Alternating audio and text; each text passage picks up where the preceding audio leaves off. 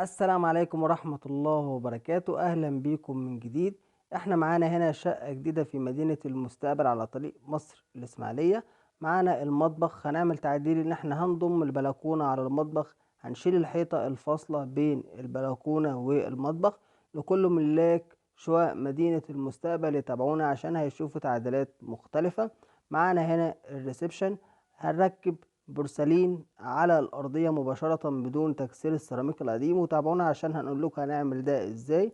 معانا هنا الفيو الخاص بالشقة. معانا بالنسبة لطرقة التوزيع، سقف الريسبشن هيبقى كله بتنور، طرقة التوزيع بتنور، وهنعمل هنا كوفي كورنر وتجاليد خشبية وبروفايل ليد.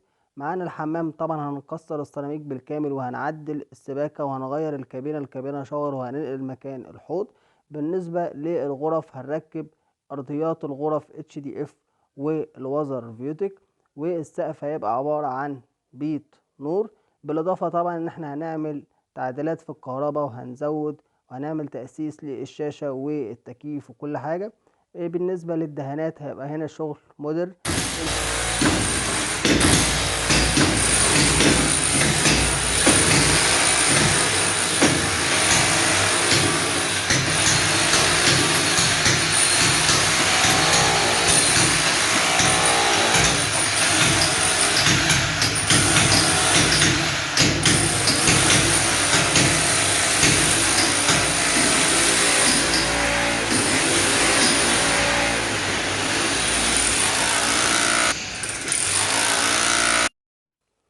زي ما شفتوا احنا عملنا اعمال التكسير، خلصت تكسير الحمام والمطبخ، وبدأنا بالفعل في اعمال التصميم.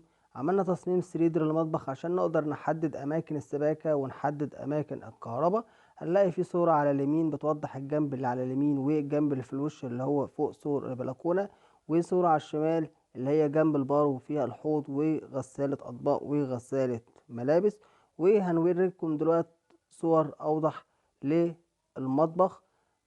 معانا صورة بتوضح الجنب الأول وصورة بتوضح الجنبين عشان نقدر نعمل السباكة والكهرباء.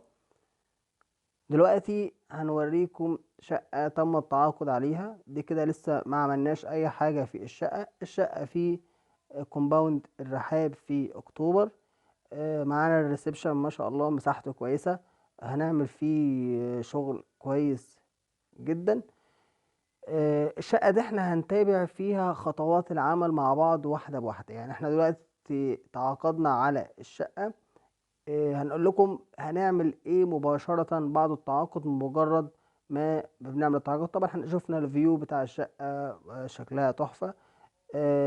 هنبدأ أول حاجة بنعملها بعد التعاقد إن احنا بنبدأ نعمل تصميمات 2D وتصميمات 3D. تصميمات 2D للفرش عشان نقدر نشتغل على اعمال الكهرباء ونقدر نوزع اعمال الكهرباء بناء على الفرش. وكمان مش اعمال الكهرباء بس، احنا كمان بنوزع شغل الاسقف بناء على اعمال الفرش. وهنعمل تعديلات معمارية كتير في الشقة، ان احنا هنفتح المطبخ امريكاني وهنقفل باب من الحمام وهنفتحه من مكان تاني، ففي تعديلات معمارية. كل الكلام ده هنوضحه في تصميمات 3D للعميل. يعني العميل هيشوف شقته قبل ما نعمل فيها حاجة. فتابعونا عشان نقدر نعرفكم